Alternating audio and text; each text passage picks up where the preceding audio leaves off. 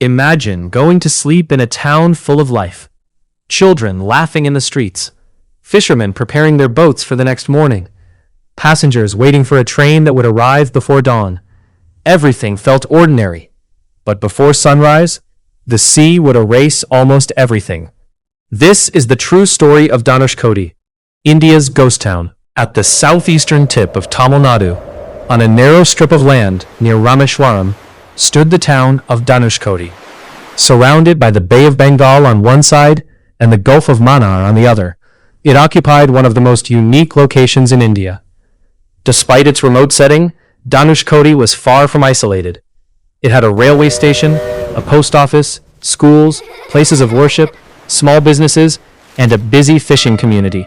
Thousands of people called it home. It was also India's last railway station before the sea.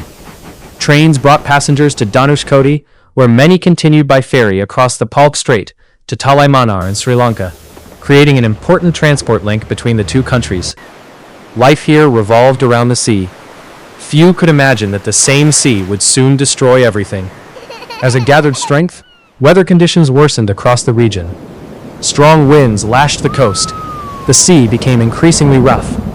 By December 22nd, the storm had intensified into one of the most powerful cyclones ever to strike southern India. Communication systems were limited compared with today. Forecasting technology was still in its early stages. Many residents did not fully understand the scale of the danger approaching. That night, the cyclone made landfall with devastating force. Winds estimated at over 250 kilometers per hour battered the coastline. Huge waves crashed over the narrow strip of land. Buildings collapsed under the combined force of wind and water. Fishing boats were thrown inland. Roads disappeared beneath the sea. Electricity failed. Darkness covered the town. Only the sound of roaring wind and crashing waves remained. Families searched desperately for safety as floodwaters rose around them. At the same time, a passenger train was traveling from Pamban toward Dhanushkodi. Known as the Pamban Dhanushkodi passenger, it carried more than 100 passengers and railway staff. Many were returning home. Others were traveling for work or pilgrimage. As the train neared Dhanushkodi, enormous waves struck the tracks. The train was swept into the sea.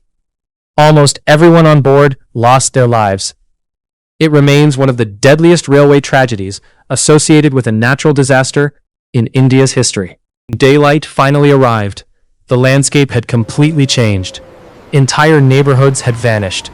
The railway station was destroyed. The ferry terminal was heavily damaged. Homes, shops, and public buildings had either collapsed or been washed away.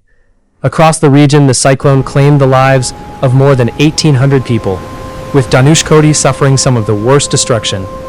The once busy town had become almost unrecognizable. In the aftermath, authorities faced a difficult decision. Rebuilding a town on such a vulnerable stretch of coastline carried enormous risk. The government of Tamil Nadu eventually declared Dhanushkodi unfit for permanent habitation. Most survivors relocated elsewhere. Railway services were never restored beyond Rameshwaram. What had once been a thriving town slowly became abandoned. Today, more than 60 years later, the ruins still stand.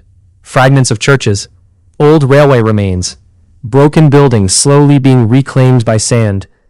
Visitors travel there not because a city exists, but because one disappeared.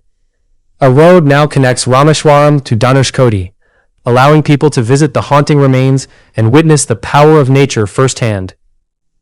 The area also attracts visitors because of its unique geography, where the Bay of Bengal and the Gulf of Mannar meet.